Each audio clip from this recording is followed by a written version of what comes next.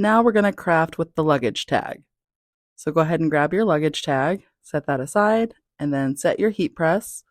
This time we're going to set it to 365 degrees Fahrenheit. Then we're going to set the timer for 50 seconds. Once you have those set up, go ahead and just let the heat press warm up. It just takes a few moments. It will display once it's at 365 degrees and give you a little beep.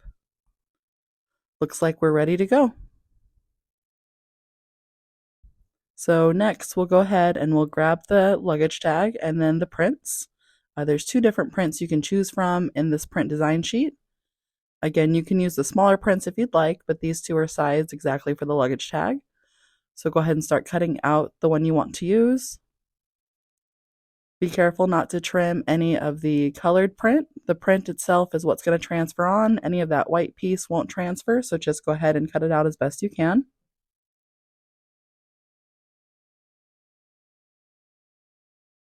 You can always give yourself a little extra space if you're afraid of cutting out some of that design. So just take your time and go through and cut out what you can. If you're doing this at home and you want to use a different design, you're more than welcome to. The big thing to keep in mind is just that you have the right dimensions. So always feel free to measure that luggage tag before you start working, and you can use a different design if you'd like. Just get that printed out on your sublimation paper with your sublimation ink. But now that we've got our luggage tag design cut out, we are ready to go. So the next thing you'll want to do is you will keep those scissors handy and grab your heat resistant tape. This is specifically a sublimation tape for sublimating, so it does withstand those higher temperatures.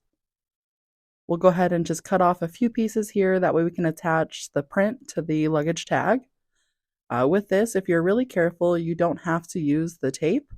I just like to use the tape to make sure that that luggage tag print is going to be secure in place and doesn't move when I start pressing. So I'll go ahead and cut out a few strips, that way I get ready to go ahead and attach that onto where I want it to be.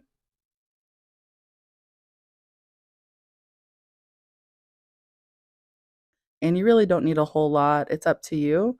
Some people like to fully cover the item. I just like to use a few pieces over the edges to make sure that it stays where it's supposed to be. So go ahead and kind of line it up before you lay any tape. And then once you have that print exactly where you want it to be, you can go ahead and anchor it in place.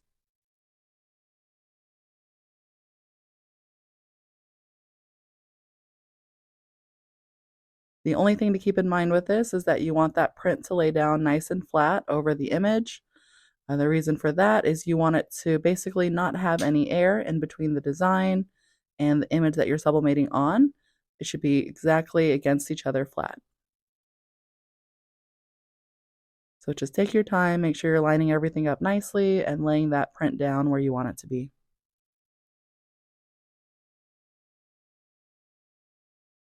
Once you have that all secured in place, you can go ahead and set your scissors to the side. You'll grab that Teflon sheet and place it over your image and start to press. Since we've already set the heat for the 365 degrees and the timer, all we had to do is set the heat press on top of the item and click the start button. Once you click start, it does start to count down, and then you'll hear a little bit of a beep when it's done. While you're holding down your heat press, you'll want to make sure to apply a little bit of pressure. Try not to move the heat press around too much. It's not really like an ironing process. You want it just to kind of sit on the object.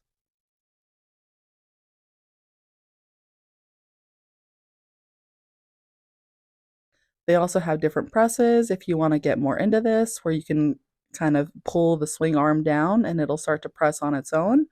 This is just a handheld version.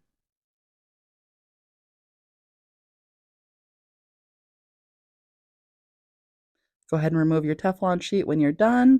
It will be a little warm, so we do recommend using a glove if you don't have the heat tolerance in your hand.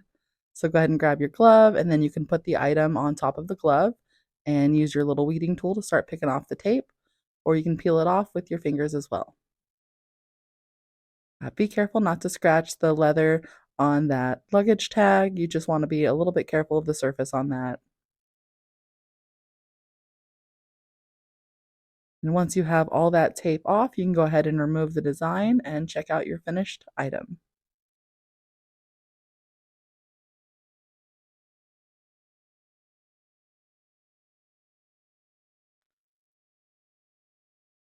And there it is. Looks like that transfer happened pretty well. All that color came through on the paper. So now all that's left to do is adding your little luggage tag piece to it. And once you've got that all clipped on, then you're done. Ready to go traveling with your new luggage tag.